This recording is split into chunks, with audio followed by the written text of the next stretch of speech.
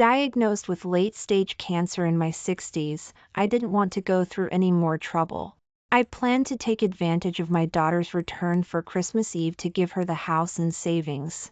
But after waiting and waiting, all I got was a phone call from my daughter. "Mom, we're stuck on the interstate. You eat first.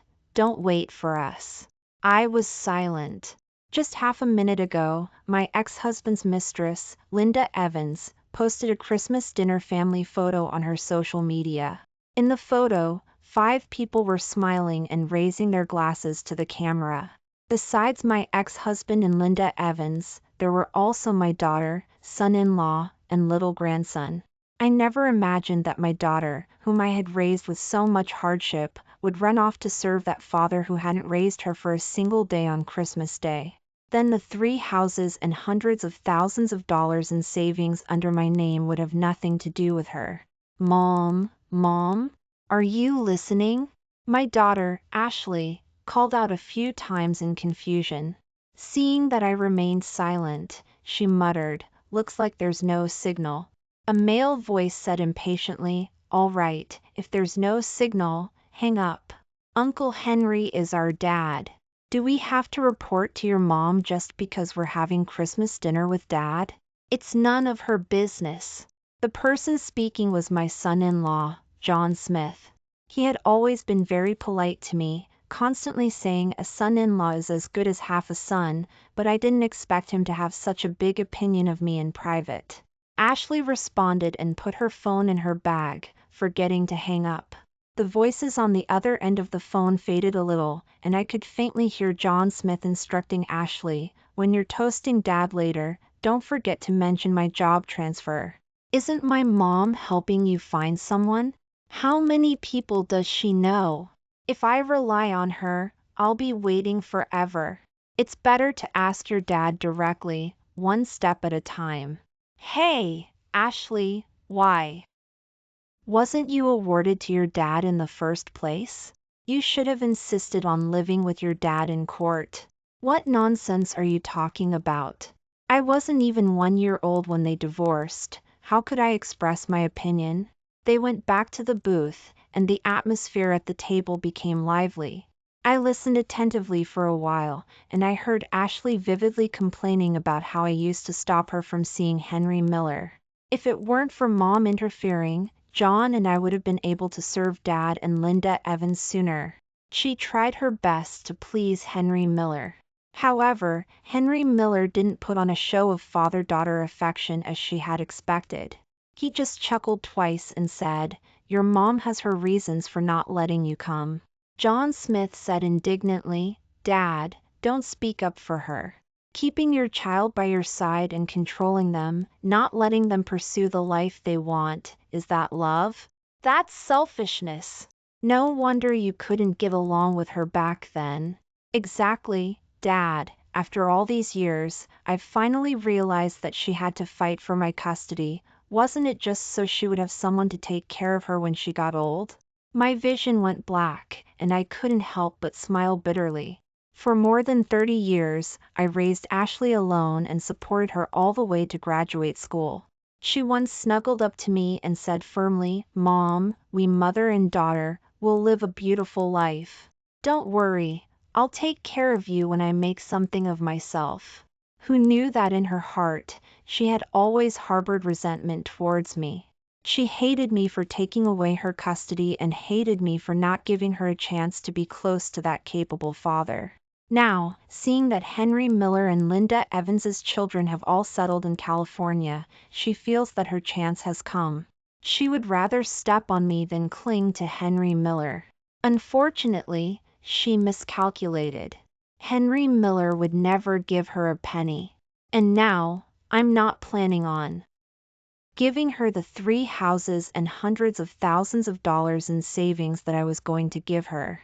I didn't want to listen anymore, so I hung up the phone and got up to reheat the cold food again. Ashley loves steak and potatoes, John Smith loves mac and cheese, and my grandson Leo Smith loves meatballs. Each dish was made according to their preferences. My stomach isn't good, so I picked a few light dishes and ate a few bites. Just as I was about to clear the table after dinner, my phone suddenly rang. Ashley stammered on the other end, "Mom, did you not hang up the phone earlier? Why do I have a call that lasted for more than 10 minutes?" I said calmly, "Really? I didn't notice. There was no sound on your side just now, so I didn't bother. I went to heat the food." She breathed a sigh of relief. "Okay, Mom, we're still stuck on the interstate. We won't be able to get there until tomorrow." Leo Smith snatched the phone and said excitedly, "Grandma, did you buy the tablet?" My eyes fell on the Apple packaging on the side. Last 4th of July, when they came home, I specially picked out the latest Apple Watch for Leo Smith. Unexpectedly, Leo Smith started crying, saying that this wasn't the brand he wanted. He didn't want a Fitbit, he wanted an Apple Watch. Ashley bent down and coaxed him, "Leo Smith, don't cry, Grandma meant well but messed it up, so Mommy will buy you the watch, and let Grandma buy you a tablet for Christmas/New Year, okay?" I felt a little uncomfortable hearing Ashley's words, but then I thought, why should I argue with my daughter about these things? Isn't my money all hers anyway? On the other end of the phone, Ashley said to Leo Smith with a smile, "Your grandma loves you so much, she must have bought it already. Right, Mom?"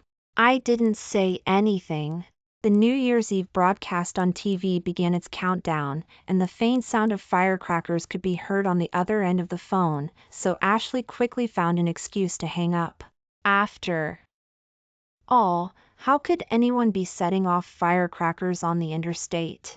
I opened the square Apple packaging and started fiddling with the user manual. My best friend Sarah Green has the same one. She uses it to watch dramas. Perfect, I'll use it to pass the time when I'm hospitalized for treatment in the future. Just then, Sarah Green sent me a blessing message, and then said, "What a coincidence. The new leader in your son-in-law's workplace just happens to be my Bob's cousin, so there definitely won't be any problems finding him for the job transfer. How about this? I'll put together a dinner in a few days." I quickly stopped her.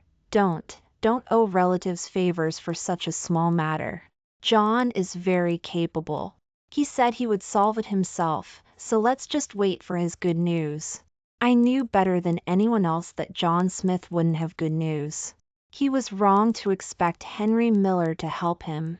Before going to bed, I took out the gift card/cash gift in a card I had prepared for my daughter's family.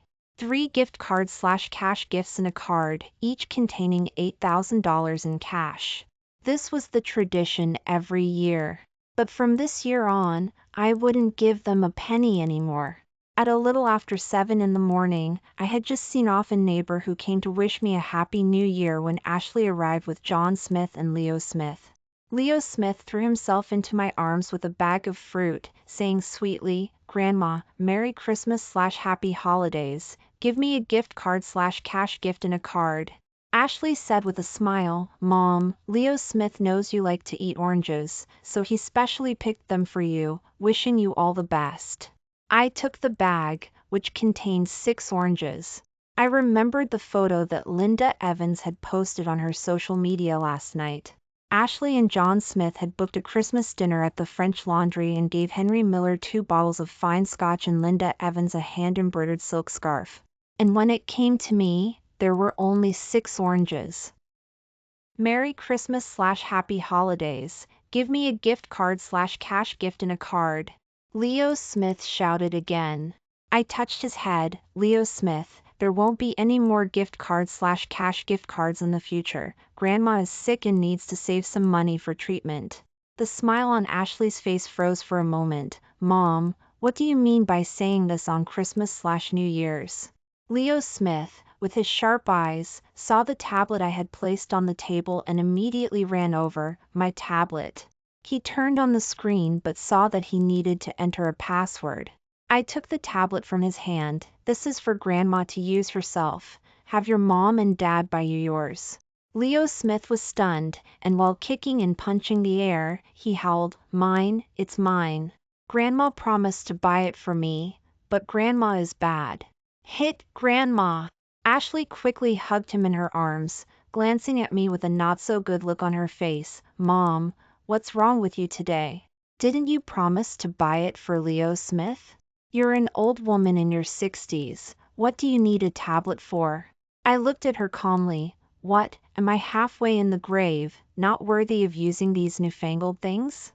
John Smith stepped forward to smooth things over. Mom, Ashley doesn't mean that. It's just that you don't understand the Apple system, so just give this one to Leo Smith, and we'll buy you another brand another day. No need. I just like this one. Don't worry, I'll study it myself. I don't need you to teach me. John Smith stopped talking, darkened his face, gave Ashley a look, and took Leo Smith to the bathroom to wipe away his tears alone. I saw it all. This son-in-law, who had always been so respectful, thought he had found a heavyweight backer and was starting to give me attitude as well. Only Ashley and I were left in the living room. Mom, are you blaming me for going to Dad's for Christmas dinner yesterday? I didn't say anything. She was very smart and guessed that she hadn't been able to hide what happened last nig. Mom. I didn't handle this matter properly, but I can't help it. My dad is rich and powerful, he has connections, and many things can be done in minutes as long as he opens his mouth. I don't understand why you don't want me to be close to him. Dad and Linda Evans's son and daughter have all settled in California now, and they are longing for their children's affection during this Christmas/New Year. This is an opportunity for me. Do you understand? Can you think about me? The more she spoke, the more agitated she became, and her voice became sharp and piercing. I suddenly asked, do you think he wants you to be close to him? Ashley was stunned for a moment, and a trace of embarrassment flashed across her face. Isn't that all your fault? It's all your fault for taking away my custody in the first place. That's why Dad is so distant from me now. Mom, it wasn't easy for you to raise me, but if you think about it carefully, you are the most selfish. Have you heard that saying? Don't have children if you don't have money. You didn't have money. Why did you fight for my custody? You have someone to rely on in your old age, but do you know how much hardship I suffered growing up with you? If I had followed my dad back then, I would be settled in California today. She suddenly grabbed my hand, her nails digging hard into my flesh, and her voice was almost hoarse. Mom, you've been dragging me down for so many years. I beg you, please stop holding me back, okay? A buzzing sound exploded in my head. I looked at Ashley, like I was looking at a stranger. There was frustration in her eyes, but more resentment.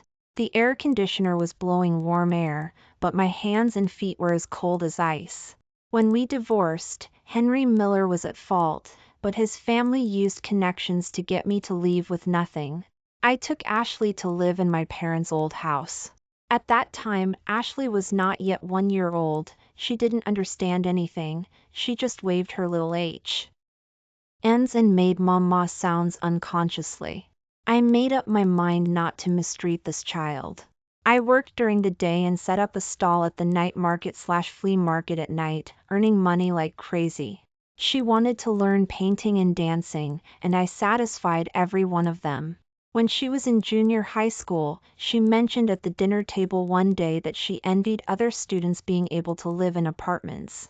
I tossed and turned all night, took out all my savings to buy a house, and moved her from the bungalow to the apartment. She excitedly hugged me and spun around, happily inviting her classmates to eat at home. When she was in high school, she wanted to tutor in math and physics. She didn't want to attend large classes, and she wanted one-on-one tutoring. The price difference between the two was double, but I thought, my child is motivated and eager to learn, I can't hold her back, so I gritted my teeth and hired the most expensive teacher. Later, she went to college and called back to say that $2,000 a month for living expenses was too little. She wanted to socialize, buy cosmetics that wouldn't ruin her face, and buy fresh fruit. It would cost at least $4,000 a month. Mom, I'm the poorest in our dorm. Do you know that one of my roommates uses La Mer for skincare, while I can only afford samples? At that time, my parents' old house was demolished, and several houses were built. My mom sold one, and the rest were rented out, and the rent was all deposited into my account. I increased Ashley's living expenses to $5,000 a month for fear that she would feel inferior in front of her classmates. I knew the principle of raising girls with wealth, and over the years, although I didn't let her live a life of luxury, I did my best to support her. Who knew that I would raise an enemy for myself? I was silent for a long time and finally found my voice. Henry Miller didn't tell you? He took the initiative to give up your custody in the first place. Ashley was stunned for a moment and then shook her head firmly. How is that possible? My dad isn't sexist. Look how good he is to Zoe Miller. If you hadn't kept me by your side, everything Zoe Miller has, I would have too. Zoe Miller is the daughter of Henry Miller and Linda Evans. I looked at the unreasonable Ashley with disappointment. Okay, since that's what you think in your heart, just right, I also have something to tell you. Let's break off our mother-daughter relationship. Ashley frowned and said impatiently, Mom, don't be stubborn, I don't mean that. But that's what I mean. From now on, Susan Davis and you, Ashley, have nothing to do with each other. Mom, stop it, okay? I know my dad was sorry to you in the first place, and you don't like me getting close to him, I understand. But he's my dad after all. What right do you have to stop me from finding my dad? I'm not causing trouble. I said calmly. If you want to go find Henry Miller, go ahead, but I'm reminding you, no matter how much you flatter him, he won't recognize you as his daughter. There's something I've never told you. Actually, you, Mom, stop trying to drive a wedge between us. John Smith walked over with Leo Smith. He nudged Ashley with his elbow. Since your mom doesn't care about your feelings, don't worry about it. Tell her everything today. His words made me a little curious. I stared at Ashley with a half smile. Yes, let's say everything today.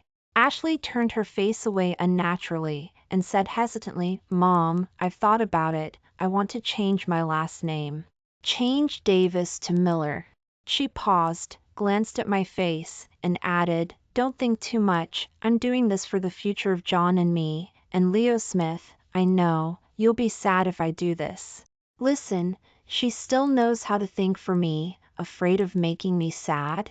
I couldn't help laughing. What am I sad about? I support you changing your last name. Ashley, we've already broken off our relationship. You don't need to ask for my opinion on anything you do. John Smith sneered. We're not here to ask for your opinion, we're here to inform you. Originally, Ashley couldn't bear to say it, but who knew you would insist on causing trouble? You don't care about family ties, so don't blame us. I nodded. Okay, then it's settled. Ashley, from today onwards, we are strangers. I don't need you to take care of me in my old age, and of course, my property has nothing to do with you. Ashley was stunned. A look of panic flashed in her eyes. Mom, why are you doing this? She wanted to pull me, but John Smith grabbed her. They don't recognize you. Why are you still going forward? He winked at Ashley and led Leo Smith out the door first. Ashley hesitated for a few seconds. Mom, then I'll go first. I'll come to see you in a few days. I may have said a few harsh words just now. Don't take it to heart. You know my temper. No matter what, you're still my mom. Blood is thicker than water. Even if I don't have the same last name as you, I won't abandon you. I didn't respond, coldly picked up my phone, and started watching short videos. Ashley didn't close the door properly when she went out. I went over to close the door, and just happened to hear John Smith's voice floating from the hallway. She's your only daughter. Her money will be yours sooner or later. But I think she's really angry this time. What if she breaks off the relationship with me? Don't be silly. How can we possibly break off the relationship? I've only ever seen children break off relations with their parents, never parents break off relations with their children. When she's lying in bed and can't move in 10 years, won't it be whatever you say goes? All right, Don't worry, your mom has depended on you for so many years, she can't live without you, not you without her. Our current focus is to quickly repair our relationship with Dad. He had a good idea. I had been good to Ashley my whole life without asking for anything in return, so I was the one who could be offended. After they repaired their relationship with my ex-husband, they would come over and apologize to me, and we would be a family again. Henry Miller's help and my property, they wanted to get both. Unfortunately, they were wrong. Ashley wasn't the biological daughter of Henry Miller and me at all. Ashley is a child whom Henry Miller and I adopted. More than 30 years ago, Henry Miller was diagnosed with infertility. He felt that having no children would cause controversy, so he persuaded me to go to the orphanage together to adopt a 1-month-old girl. When we went through the adoption procedures, the director said that the child's parents were really cruel. On the 8th day of the 12th lunar month, when it was snowing, they threw the child next to the flower bed at the entrance of the orphanage in the middle of the night. By the time the director got up and opened the door in the morning, the child had been frozen so badly that her little face was purple, and she couldn't cry. We took the child home and named her Ashley. At first, I thought Henry Miller wanted to adopt a girl because girls were considered, but later I overheard him talking to his mother in private, and I realized that he just didn't want to spend more money on a child who wasn't related to him by blood. His mother also agreed. Yes, it's good to adopt a girl, it's less worry, less money, and she can take care of the elderly when she grows up. I looked at the sleeping baby in my arms and felt uncomfortable. I thought, no matter what they are planning, at least I want to treat this child well with all my heart. However, half a year later, Henry Miller's subordinate, Linda Evans, came to my door with a pregnancy test report. She said that she was pregnant with Henry Miller's child. How could this be possible? Henry Miller was infertile. Henry Miller himself didn't believe it, saying that Linda Evans was trying to blackmail him. But Linda Evans insisted. Because it was about their descendants, Henry Miller's parents attached great importance to it, so they specially took Linda Evans abroad to do a prenatal paternity test. The results proved that the child in her belly was indeed Henry Miller's child, and it was the boy they had been hoping for the most. Only then did Henry Miller admit his affair with Linda Evans. He went to the hospital for another examination and found out that the previous infertility diagnosis was a misdiagnosis, and he had not lost his fertility at all. At that time, he still had feelings for me, and he swore that he would break off all contact with Linda Evans. He proposed to return Ashley to the orphanage, and we would have a child of our own. After all, a child who is not related by blood can't be raised to be close. I refused.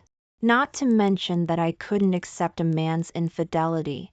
I just couldn't bring myself to return the child to the orphanage. A child is not an object, so how can there be a return? What does it matter if there is no blood relationship? She was destined to come to my side. She is my child, and I want her to grow up normally like other children. Henry Miller's mother valued the boy in Linda Evans's belly, so she tried her best to get them to get married, and in the next few years, Henry Miller and Linda Evans had another daughter. Linda Evans became a proper Mrs. Miller. No one remembered that she had destroyed my marriage in the first place. Everyone praised her for having a good face, for being a good wife, and she and Henry Miller were respectful to each other, and their children were also raised very well. That's how things are sometimes. Cold-hearted people have both sons and daughters, and unfaithful people are happily married. Some people say that Susan Davis must be regretting it now, living a tight life with a burden. It's not worth it for a child who is not related by blood, and a girl at that. They don't understand. I never thought about whether it was worth it or not. From the moment I adopted her, I treated Ashley as my daughter, and I swore to be her mother and daughter for the rest of my life. Ashley was very attached to me when she was a child. Mom was her whole world. I still remember her running towards me with her short legs swaying, babbling Mom. I remember her writing me a greeting card in crooked handwriting, "Mom, wishing happy holidays." I remember her learning from the child in the TV commercial, bringing me a basin of water to wash my feet after I came back from setting up a stall at the night market/flea market. "Mom, wash your feet." I remember her winning an award for her painting and getting a $50 prize. She couldn't bear to buy herself new stationery, but she bought me a bouquet of carnations. "Mom." This is my first pot of gold. More than 30 years have passed, and she still calls me Mom, but there is more calculation in her eyes. I once thought that Mom was the most beautiful word in the world, but today I am at a loss. Whether she is 3 years old or 30 years old, I treat her as the daughter who needs my protection the most. But in her eyes, what am I? When children no longer need to rely on their parents emotionally, interests become the yardstick for weighing relationships. While Ashley was busy changing her last name, I was busy selling the houses. The Christmas/New Year period is the peak season for viewing houses, and I listed 3 houses at once, and the real estate agent was particularly attentive. I packed up a little and moved out. There wasn't much to pack. I was used to being frugal and didn't have many personal belongings.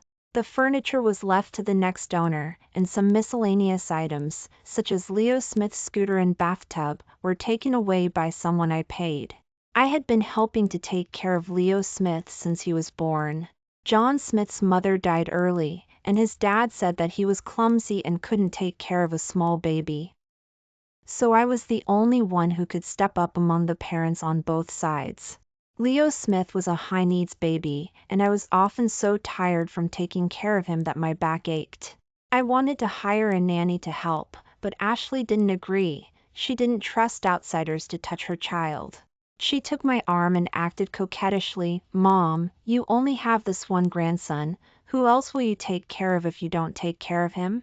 You'll only be tired for a few years, and you can enjoy a happy life when Leo Smith goes to kindergarten." Was there no happy life at all? After Leo Smith went to kindergarten, I was the one who picked him up and dropped him off every day, and I had to ask Ashley for leave if I wanted to go out and play with my best friend. And boys at this stage are the most naughty. After school, I have to keep an eye on him all the time, and I have to take the time to research and make nutritious meals. By the time Ashley and John came to pick up Leo Smith at night, it was time for me to go to bed. Sometimes I felt tired, but I persuaded myself that the more tired I was, the easier it would be for my daughter. I gritted my teeth and persevered until Leo Smith went to elementary school. After cleaning up the old items, I felt a lot more comfortable. Carrying a large suitcase, I moved into my best friend Sarah Green's house. Her husband was rehired by a university in the next town after he retired, so she was the only one at home on weekdays. She was childless, but she liked children very much, and she often did charity work at the orphanage. After I adopted Ashley, she recognized Ashley as her goddaughter, and she had bought Ashley a lot of things over the years. I told Sarah Green everything that had happened these days, only hiding the fact that I had terminal stomach cancer. Sarah Green was so angry that she was heartbroken. I watched Ashley grow up. Ashley used to be very well-behaved and sensible. How did she become like this? It's all that John Smith's fault. I could tell he wasn't someone to be trifled with. I knew that Sarah Green couldn't bear to blame Ashley, so she turned to blaming John Smith instead. But in fact, Ashley's actions today had been foreshadowed for a long time. I still remember when Leo Smith was 2 or 3 years old, once John Smith took him to play in the bathroom, and he didn't clean up after they were done, so I slipped and injured my right leg when I walked in. I didn't lie at home for long before Ashley sent me a recipe and urged me to go to the Union Square Green Market to buy a free-range chicken to make chicken porridge for Leo Smith. The Union Square Green Market was 4 or 5 stops away from home, and when I got off the bus with a limp, I was a little slow, and the driver was impatient. "Hurry up, cripples should stay at home." He didn't wait for my hand to let go of the car door, and slammed the door shut with a bang, stepping on the gas and driving away from the station.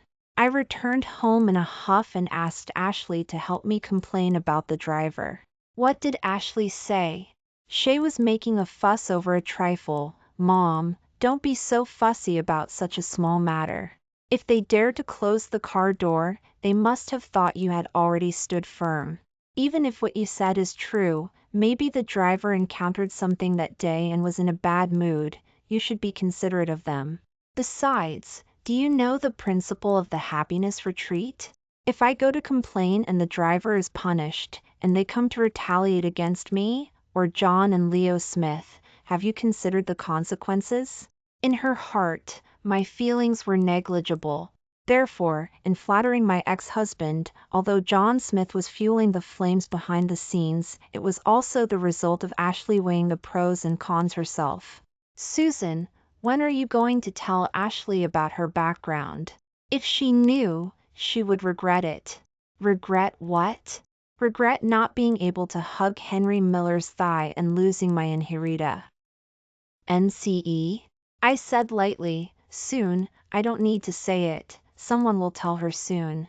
Whether Henry Miller is willing for Ashley to return to the family is another matter. Linda Evans will not be willing. Sure enough, not 2 days later, Henry Miller called me. Susan, what are your daughter and son-in-law trying to do? Why does Ashley want to change her last name to Miller for no reason? He called me yesterday, saying something about changing Ashley's last name. You should talk to her. If I hadn't stopped her, Linda Evans would have confronted Ashley already. Probably because he's getting old, he feels a little guilty towards me about what happened back then, acting like he's thinking of me and Ashley.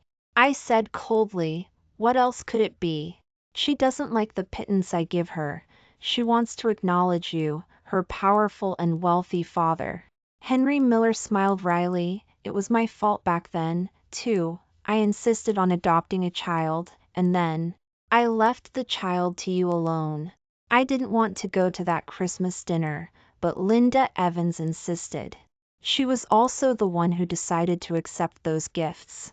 You know what she's like. She likes to take small advantages, but she definitely won't give up any of her benefits.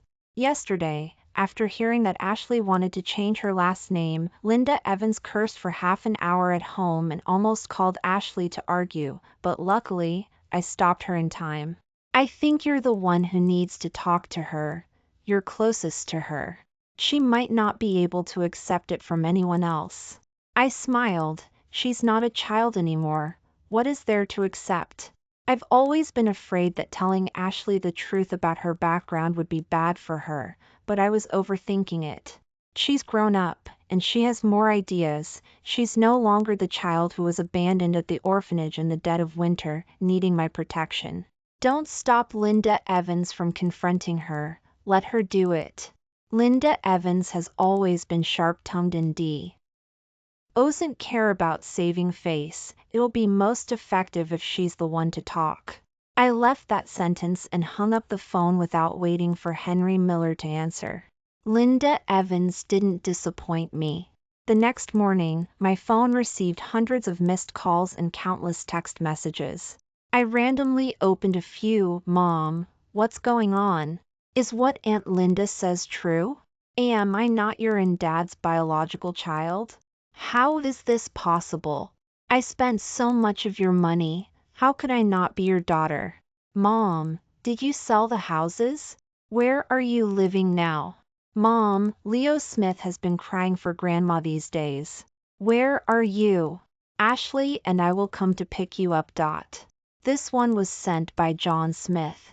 I was too lazy to look at the remaining messages and blacklisted Ashley and John Smith. When Ashley couldn't reach me, she remembered to call Sarah Green. Sarah Green held up her constantly ringing phone and looked at me. I shook my head at her. She sighed and also blacklisted Ashley. What are you going to do now? Why don't you just stay with me? By the way, let's go on a trip to California. I know some tour groups. Sarah Green doesn't have any children or grandchildren to take care of, so she's had an easier life than I and saved a lot of money over the years. She often travels. Although I also have savings, my energy has been tied up at home, and I haven't had time to go far away. Sarah Green studied photography at the Senior Citizen University. She held a heavy camera and took pictures of me, and every photo captured my smile. Sarah Green said, "Susan Davis, I admire you.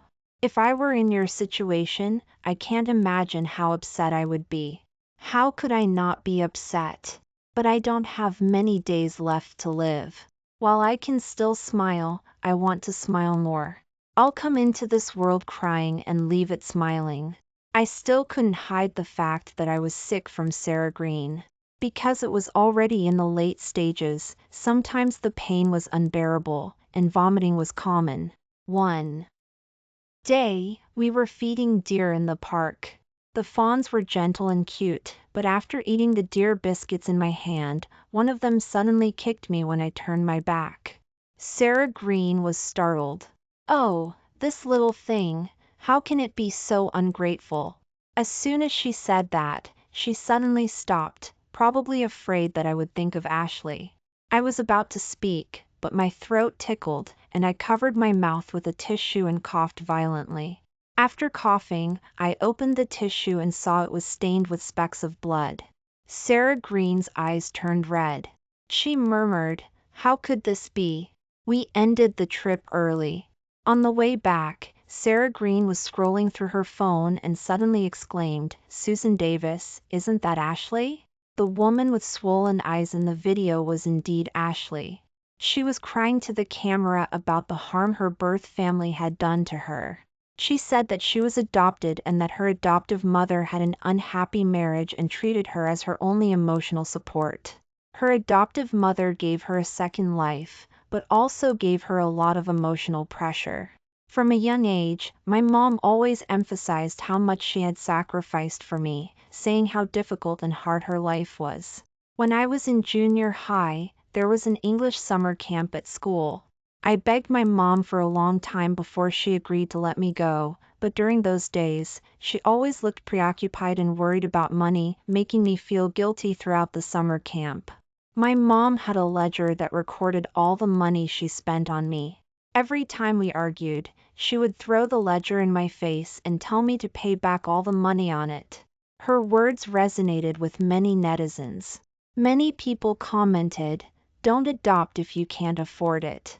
Maybe the blogger could have been adopted by other kind-hearted people with more resources? Not everyone is fit to be a mother.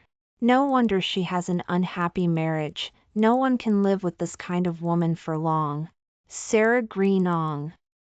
Riley threw her phone onto the small table on the interstate. "What's wrong with Ashley?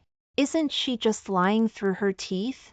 Her school had two kinds of summer camps at the time. One was to New York City, which cost less, and the other was to California, which cost tens of thousands for just 10 days. She refused to choose the one to New York City, insisted on going to California, saying she wanted to practice her spoken English. "You didn't have enough money at the time and borrowed some from me. Why doesn't she mention these things?" Sarah Green was indignant. Hearing her say this, I remembered that incident. At that time, Ashley fluttered her big eyes and pleaded with me, "Mom, when I learn English well, I'll take you to California and be your translator." I always told myself that a child's world is small, and satisfying her little wish would make her whole world happy. So I tried my best to fulfill her every wish.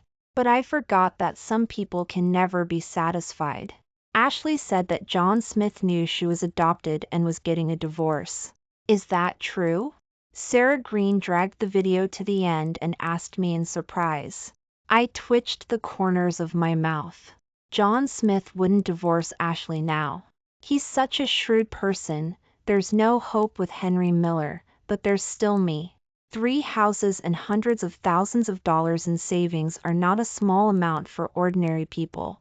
Even if he wants a divorce, John Smith will only mention it after Ashley inherits my estate. At least for now, he and Ashley are still a community of interest. So, they won't divorce. Ashley ran to the internet to complain, partly to force me to come forward and appease her, and partly to gain sympathy from netizens and earn some rewards. Sure enough, those netizens who sympathized with her clicked into the live broadcast room to give her gifts. Back at Sarah Green's house, I asked her to help me record a video. Facing the camera, I calmly recounted how I raised Ashley, whom I adopted from the orphanage. I also took out several ledgers. They didn't only record the money spent on Ashley, but also the money I spent on my parents and myself. They were records of all my expenses and income. I kept these ledgers so as not to demand money from Ashley. I just couldn't bear to throw away these memories. This time, the situation reversed. Ashley's skin wasn't thick enough, and she held on for a few days before being scolded into deleting her account. Netizens flocked to follow my account, hoping that I would start a live broadcast to tell everyone more about this matter, otherwise, they couldn't relieve the resentment in their hearts. I didn't start a live broadcast, I just made a digital photo album of my travel photos and uploaded it to my homepage. There are many beautiful things in life, and I don't want to trap myself in resentment in the last days of my life. I hope the image I leave in other people's hearts is not that of a resentful woman who tells everyone about her misfortunes, but of a cheerful and lovely old lady. Not long after, Ashley came to my door. I hadn't seen her for a while, and she looked a lot more haggard. She was barely 40 years old, but there were some strands of white hair in her hair. Sarah Green went to the kitchen to make tea. Ashley stood in front of me with shame. Mom, John and I were wrong, we were blinded by greed. She pointed to the corner of her mouth. Mom, I've been so stressed these days, look, I have fever blisters. I was unmoved. Then you should go to the pharmacy to buy ointment. What are you looking for me for? She choked, and the expression on her face couldn't hold on. Mom, you know what I mean. This small town is so small. Once you posted that video, John and I can't even face people at the workplace. If this continues, Leo Smith will also be affected. Even if you don't think about us, you should think about Leo Smith. She scratched her hair irritably. I noticed that some of the white IRS she scratched weren't so white anymore. Oh, she had specially prepared this to make me feel sorry for her. Leo Smith even told me when I left that he wanted me to bring Grandma back. Mom, our family hasn't had a Christmas dinner together since New Year's. John Smith made your favorite steak and potatoes and mac and cheese, just waiting for me to take you back. What? Steak and potatoes and mac and cheese? Sarah Green came out of the kitchen carrying a teacup, with some displeasure between her eyebrows. Your mom has stomach problems. How can she eat such spicy food? Ashley smiled ingratiatingly at Sarah Green. Aunt Sarah is so thoughtful. I'll have John Smith change all the dishes and make them light again. Or how about this? Let's just go eat French cuisine at the French Laundry. Let the two of you enjoy the treatment of a state banquet. Then Mom can start another live broadcast. Many netizens are looking forward to seeing Mom update more silver-haired life. The more she said, the more excited she became, not noticing the cold look in my eyes. Start a live broadcast? Is it to show my life? I'm afraid not. First, it's for the rewards from fans. Second, it's to announce to those who are still paying attention to these things that the matter between me and Ashley is just a family conflict, just a misunderstanding, and once the misunderstanding is resolved, we are still a family. Third, it's to explain to her leaders at the workplace. I waved my hand. No need. Invite your dad. His silver-haired life is much more exciting than mine. A gloomy look flashed in Ashley's eyes. How dare she harass Henry Miller? She didn't even dare to mention Henry Miller's shortcomings in the video she posted to slander me before. Mom, aren't you deliberately making fun of me? I didn't know Uncle Henry wasn't my biological dad before. That's why I made such a mistake. By the way, I didn't change my last name. I'm still surnamed Davis. It's not that she did. And change it. It's just that she didn't succeed. Seeing that I was unmoved, she glanced at the suitcase I had placed next to the living room. She walked over quickly, pushing the suitcase, and was about to walk out. Mom, let's go, let's go eat. Put it down. I struggled to stand up and stopped her. I won't go with you. Mom. Seeing my resolute attitude, Ashley looked annoyed. What's wrong with you, Mom? When did you become so heartless? John and I have admitted our mistakes and apologized. What else do you want us to do? Do you want me to kneel and kowtow to you? She bent her knees and knelt on the ground with a thump, looking up at me. Mom, you used to teach me that girls should never beg anyone, let alone kneel to anyone. Today I'll kneel here. If you don't come back with me, I won't get up. At that moment, I was extremely disappointed in her. I called out to Sarah Green, let's go out, let her kneel here by herself, let her kneel for as long as she wants. Sarah Green sighed, pulled me, and was about to go out, when Ashley shouted hoarsely behind us, Mom, don't think I don't know, you sold all 3 houses and now you have hundreds of thousands of dollars in savings. You're already in your 60s, what do you want to do with so much money? Do you want to find another young gigolo? My feet stopped. At that moment, unbearable throbbing pain spread from my stomach and quickly spread throughout my body. I bent down, clutching my stomach, trembling all over. Tinnitus surged like waves, from my left ear to my right ear, and the whole world was so quiet that it was deafening. I saw Sarah Green rushing to Ashley, looking stern, her mouth opening and closing, as if she was scolding Ashley. Ashley retorted with a face full of disapproval. When I finally recovered from the tinnitus, I happened to hear Ashley shouting in exasperation, "It's you who led my mom astray. All you DNKs are psychologically twisted and can't stand that my mom has such an excellent daughter." Slap. A crisp slap interrupted her angry yelling. Ashley looked at me in disbelief. Mom, you hit me? I closed my eyes and forced the tears back into my eyes. I only regret that I didn't hit you enough before.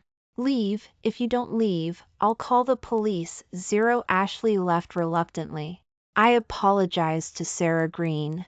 Sarah Green didn't care too much about Ashley's offense. She talked about how some time ago, a distant relative wanted to give her his youngest son, but she refused, and the relative scolded her even worse than Ashley. In the evening, I thought over and over again and decided to move out of Sarah Green's house. Ashley left unwillingly and will come back. She and John Smith aren't fools. I have hundreds of thousands of dollars in savings, and they can't give up. Before saying goodbye to Sarah Green, I took out a piece of paper with a phone number and address on it from my luggage. I picked up my phone and dialed the number on the paper. Hello? Is this David Anderson's family? Did you abandon a baby girl in the winter of '88? As expected, David Anderson's family was overjoyed to receive my call. After adopting Ashley that year, I followed the information provided by the orphanage director and investigated. I found out the whereabouts of Ashley's biological parents. But I never went to look for them. I was just afraid that one day, Ashley would find out about her background, and if she wanted to know the whereabouts of her biological parents, I could let her choose for herself. David Anderson and his wife, Grace Anderson, lived in the surrounding small town. That year, they came to a small town to work, and Grace Anderson gave birth to a child. When they found out it was a baby girl, they didn't want her, so they took advantage of the middle of the night to leave the child in a flower bed by the road. Luckily for Ashley, there was an orphanage on that road. Later, Grace Anderson gave birth to a pair of twins, but David Anderson always felt uncomfortable because they were a pair of twin girls. But this time, more people knew about it, and they didn't dare to throw the children away casually. And because they were afraid of fines, they didn't have a third child after all. It wasn't until recent years, with the 3-child craze, that David Anderson and Grace Anderson put in a lot of effort to have another son. Unexpectedly, they got pregnant. But what bothered them was that the eldest and second daughters were rebellious and had gone to work in distant small towns early on. They refused to get married and refused to help subsidize the family to raise their younger brother. These two people, who were short of money, suddenly learned that the daughter they had abandoned was not only alive and well, but also living a decent life in a small town. They would be like horseflies that had set their sights on fresh blood. Next, Ashley and John Smith will have a headache for a while. After leaving Sarah Green's house, I went to another small town and found a nursing home for myself. The environment here is very good, facing the sea, with spring flowers blooming. Sarah Green came to see me several times. She told me that Ashley was driven crazy after being pestered by her biological parents, and her life was a mess. She secretly gave them a lot of money to appease them. She gave them money secretly without John Smith knowing, but John Smith found out about it and had a big fight with her over it. I wasn't surprised. David Anderson and Grace Anderson, who were so cruel as to abandon their child in the dead of winter, would naturally not be easy to deal with. When Sarah Green wasn't around, Lily, a caregiver at the nursing home, was in charge of taking care of me. She was a kind girl. Sometimes when I was in pain, I had to carry her on my back, otherwise she would be sad and cry. The cancer cells in my body hadn't metastasized, but I ultimately chose not to do chemotherapy. Bodies that have undergone radiation. The rapey can no longer be donated for organ donation, which goes against my wishes. Besides, I couldn't imagine myself in the throes of illness, emaciated, lying weakly in bed, with tubes all over my body. I wanted to leave more calmly. One stormy evening, I lit a pot of charcoal fire in the center of the room. I also took out that stack of yellowed notebooks from the drawer and slowly flipped through them. These ledgers have followed me throughout my life. I remembered that back then, every night when I came back from the night market/flea market, I would put Ashley to sleep, and then turn on a dim light and carefully record the day's expenses and income. From time to time, I would look up at Ashley and help her pull the blanket back over her that she had kicked off. The wind and rain were pounding on the windows, and it was very cold outside, but I would always fall asleep in the warmth of spring. Extra, the caregiver, Lily, had to ask for leave for a few days, and Susan Davis, whom she had been taking care of, passed away. When Lily came back, before she had time to grieve, she learned astonishing news. She was entitled to a share of Susan Davis's inheritance. The other caregivers she worked with envied her, saying that she was lucky and that she had gotten $200,000 for nothing, as if she had won the lottery. But Lily was still melancholy. She thought, why don't good people live long lives? The day she came back was also the day Sarah Green received the news and came to take care of the funeral arrangements. Susan Davis left Sarah Green $500,000. The rest of the money was partly donated to charitable organizations and partly to an orphanage. Lily walked to Sarah Green and saw that she was holding a stack of documents and a few thin pieces of paper. Are these Aunt Susan's belongings? Sarah Green nodded. Those were Susan Davis's pre-signed body donation agreement. In her will, she asked Sarah Green to help her complete the follow-up procedures. She wrote, I have no relatives in this world. If a family member's signature is required, please help me find Henry Miller. They will also mention some words of remembrance for her parents, memories of the past, and the friendship she had with Sarah Green in her youth, but they didn't mention Ashley. Sarah Green couldn't help but wonder, if Ashley knew that Susan Davis had passed away, would she be sad, would she regret it? As Susan Davis's best friend, Sarah Green knew best that Susan Davis had sacrificed too much for Ashley. After divorcing Henry Miller, Susan Davis refused many blind dates that others introduced her to. She said that Ashley was a girl and that she didn't want to find Ashley a stepfather. At that time, a very outstanding young man pursued Susan Davis, insisted on marrying her despite his family's opposition, and promised that he would treat Ashley like his own daughter. But Susan Davis still gave up this good marriage. She never mentioned these things to Ashley. Although Sarah Green always unconditionally supported her best friend, she didn't understand why Susan Davis could sincerely give so much to someone who had no blood relationship with her. In this will, Sarah Green saw the answer. The answer was Susan Davis herself. Susan Davis was also abandoned.